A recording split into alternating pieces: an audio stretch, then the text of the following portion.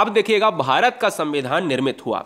भारत का संविधान अभी हाल ही में जम्मू कश्मीर को 370 धारा से हटाया गया और उसमें से एक राज्य हमारा क्या हो गया, हमारा एक राज्य क्या हो गया दोस्तों, कब हो गया, तो इसलिए यहां पर पहले 29 राज्य 7 केंद्र शासित प्रदेश थे। अब हमको क्या कर लेना, ये मैंने खुद जानबूझकर टाइप किया है। अब याद रखिएगा, इसको जानबूझकर क्यों टाइप किया है, इससे आपको समझ में आएगा। तो आपको लिखना है कि भारत में अभी कितने राज्य हैं, 28 राज्य हो गए हैं फिर से, और यहां पर बढ़ गए हैं 9 केंद्र शासित प्रदेश हो गए हैं। लद्दाख जम्मू कश्मीर की बात करें तो बढ़ा दिए गए हैं। तो याद रखना है कि अनुसूचियों की बात करें तो 12 अनुसूचियां हैं भारतीय संविधान में। तो पहली अनुसूची में क्या है, पहली अनुसूची में राज्य और केंद्र शासित प्रदेश का विवरण है। मात्र इतना ही अपने नोट्स में लिखना है, स्टार बनाइए, प्रथम अनुसूची लिखिएगा और लिख दीजिएगा राज्यों का विवरण, है ना। तो पहली अनुसूची में क्या है, राज्यों का विवरण है, ठीक है। दूसरी अनुसूची में क्या है, तो दूसरी अनुसूची में है पदाधिकारियों के वेतन भत्ते एवं पेंशन। यानी पदाधिकारी का मतलब क्या है, जो राष्ट्रपति हैं, उपराष्ट्रपति हैं, न्यायाधीश हैं, इनके वेतन भत्ते। तो याद रखना है कि जब भी क्वेश्चन में पूछा जाए कि पदाधिकारियों का जो वेतन भत्ता है वो किस अनुसूची में है, तो दोस्तों पदाधिकारियों का वेतन भत्ता सेकंड अनुसूची में है। अभी मैं पूरी तरीके से 12 अनुसूचियों को पढ़ाने के बाद मैं 5 ऐसी अनुसूचियां बताऊंगा जो सबसे ज्यादा एग्जाम में पूछी जाती हैं। तीसरी अनुसूची कौन सी है, शपथ ग्रहण का प्रारूप। यानी राष्ट्रपति और उपराष्ट्रपति से लेकर ऐसे तमाम पदाधिकारी हैं जो शपथ लेते हैं, तो उनका कौन सा अनुसूची है, तीसरी अनुसूची है। चौथी अनुसूची में क्या है, राज्यों एवं संघ राज्य क्षेत्रों की बात करें तो उसमें राज्यसभा बहुत इंपॉर्टेंट है। क्वेश्चन में आता है कि राज्यसभा का प्रतिनिधित्व कौन सी अनुसूची में है, तो चौथी अनुसूची में है। यह बात दिमाग में हमेशा रख लेना, कई बार एग्जाम में ट्रेंड कर चुका है।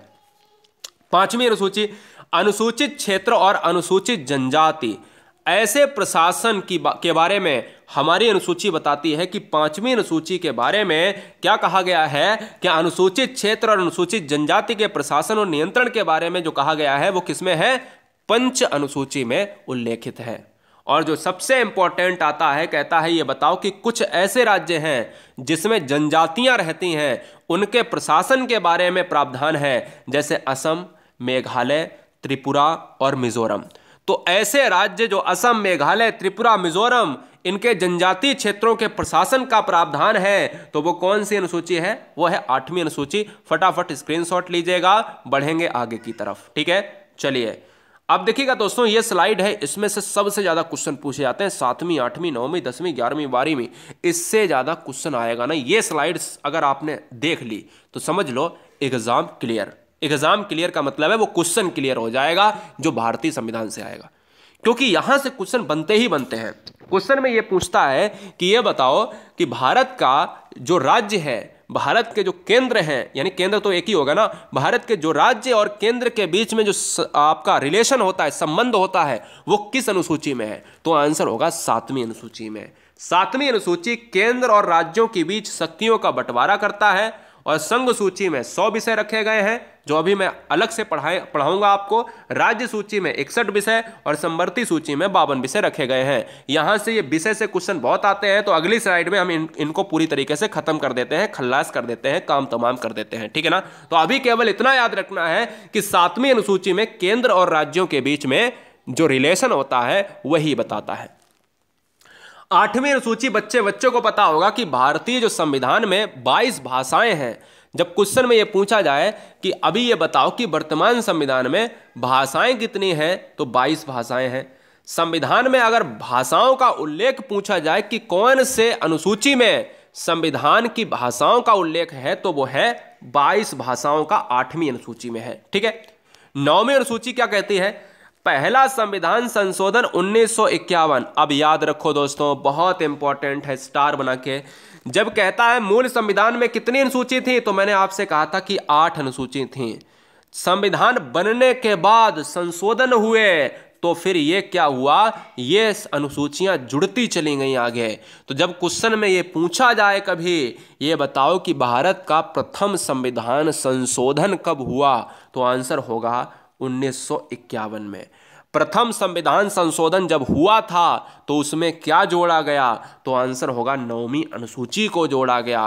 क्वेश्चन नंबर 3, 9वीं अनुसूची कौन से संविधान संशोधन से जोड़ी गई? तो आंसर होगा पहले संविधान संशोधन से। याद रखना है दोस्तों, इसमें राज्य द्वारा संपत्ति के अधिग्रहण, याद रखिए 9वीं अनुसूची में कौन सी चीजें आती हैं? संपत्ति का ब्यौरा आता है। तो स्टार बना के लिख लेना, पहला संविधान संशोधन 1951 में हुआ तो 9वीं अनुसूची आई जिसमें संपत्ति का लेखा जोखा रखा गया है। पॉइंट नंबर नेक्स्ट, 10वीं अनुसूची। 10वीं अनुसूची एंटी डिफेक्शन से संबंधित है, यानी दल बदल संबंधी प्रावधान। जब भी कोई नेता राजनीति परिदृश्य से दल बदलता है, ऐसे आप याद कर सकते हो देसी भाषा में, तो वो दोस्तों 10वीं अनुसूची में। अब कैसे याद करोगे? 10 तो दल, 10 का मतलब है दल, है ना, 10 दल, लगभग समान बॉयज जो है, सेम बॉयज निकल रही है, तो 10वीं में दल आएगा। और संबंधी प्रावधान कौन से संशोधन से?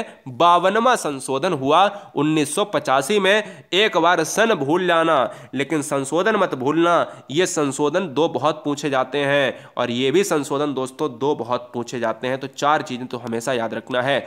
11वीं अनुसूची में पंचायती राज। पंचायती राज का मतलब होता है जहां पर हम ग्राम पंचायतों में आजकल चुनाव जो होते हैं ना, तो हम कहते हैं ग्राम स्तर पर कौन लड़ेगा, ये लड़ेंगे, तो ग्राम पंचायतों का जो गठन हुआ वो 11वीं अनुसूची में। इसके विपरीत जो शहरों में क्या होता है ना, नगर पालिकाएं होती हैं, ऐसे ही नगर निकायों का जो गठन हुआ है वो 12वीं अनुसूची में। कल को क्वेश्चन ये पूछ लिया जाए कि ये बताओ कि 73वें संविधान संशोधन में क्या है, तो आप याद रखना पंचायती राज। पंचायती राज कौन से संविधान संशोधन में है, तो आप याद रखना 73वें में। और अगर पूछ लिया जाए नगर निकाय या नगर पालिका, तो आप 12वीं अनुसूची। कौन से संविधान संशोधन? 74वें संविधान संशोधन, है ना। इसमें 11वीं है, इसमें 12वीं है, इसमें 73 है, इसमें 74 है, लगभग एक ही जो है, कुछ भी फर्क नहीं होता, 73, 74, 11वीं, 12वीं, ऐसे आप याद कर सकते हो। भारतीय संविधान एक संघीय संविधान है। इसके लिए, यानी जो संघीय संविधान का मतलब है ना, संघीय संविधान का मतलब यह होता है कि सारा जो लेखा जोखा होता है वो केंद्र की तरफ झुकाव होता है। तो भारतीय संविधान एक संघीय संविधान है, ये पॉइंट इंपॉर्टेंट है, स्टार लगा लेना और नीचे अंडरलाइन कर लेना संघीय संविधान पर। इसलिए संविधान की 7वीं अनुसूची, जो अभी मैंने ऊपर पढ़ाई ना 7वीं अनुसूची, जिसमें विषयों का उल्लेख है कि कौन सी अनुसूची में कौन सा विषय है, तो याद रखना है कि जो 7वीं अनुसूची है वो 3 भागों में बटी है। एक है संघ सूची, एक है राज्य सूची और एक है समवर्ती सूची। अब मैं आपको अधिक जानकारी के लिए बता देता हूं कि संघ सूची का मतलब होता है कि जहां पर केंद्र कानून बनाए। राज्य सूची का मतलब है कि जहां पर स्टेट गवर्नमेंट यानी राज्य कानून बनाए। और समवर्ती सूची का मतलब है कि जहां पर केंद्र और राज्य दोनों मिलकर कानून बनाए। ये सभी कहां से लिए गए हैं? मैंने आपको बताया कि समवर्ती सूची भारत के संविधान में ऑस्ट्रेलिया से लिया गया है। याद रखिएगा, ये पॉइंट इंपॉर्टेंट है, याद रखिएगा, कई बार एग्जाम में पूछा जाता है।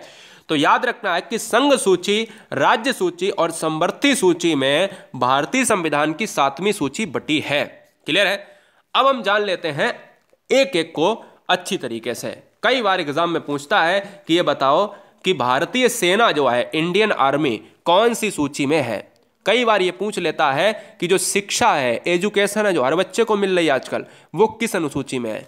कई बार ये पूछ लेता है कि ये बताओ कि जो आपकी बैंकिंग सेवाएं हैं वो किस अनुसूची में है। तो यार ये तो ज्ञान होना चाहिए ना, अधूरा ज्ञान आपको नहीं लेना है। तो संघ सूची जो यहां पर है राष्ट्रीय महत्व से संबंधित, यानी हम कह सकते हैं कि जहां पर संघ की बात करें, संघ का मतलब आपको याद रखना है जो केंद्र है, जहां पर केवल केंद्र को बनाने का अधिकार हो, केंद्र को ही जो है कानून बनाने का अधिकार हो, तो समझ लो संघ सूची। अब ये इंपॉर्टेंट है, इसको लिख लेना। अगर क्वेश्चन में ये पूछा जाए कि संघ सूची में कितने विषय आते हैं, तो 100 विषय। आपको सब कुछ नहीं लिखना, स्टार बना के संघ सूची 100 विषय, इतना लिख लेना है। अगले स्टार में कौन कौन से विषय हैं, तो कुछ इंपॉर्टेंट है, जैसे सेना, Indian army, Indian navy, Indian air force, जाने कितनी सेनाएं हैं। तो हम ये कह सकते हैं जो भी सेना के अंतर्गत है वो संघ सूची के अंतर्गत आएगा। विदेशी मामले, रक्षा, जो भी बजट होगा, रेल है, डाक है, परमाणु ऊर्जा, नागरिकता, संचार, जो करेंसी, जितनी बैंकें, स्टॉक एक्सचेंज जो भी आपके होते हैं, जनगणना, आयकर तथा निगम कर, ये सभी किसमें आते हैं? ये सभी केंद्रीय सूची में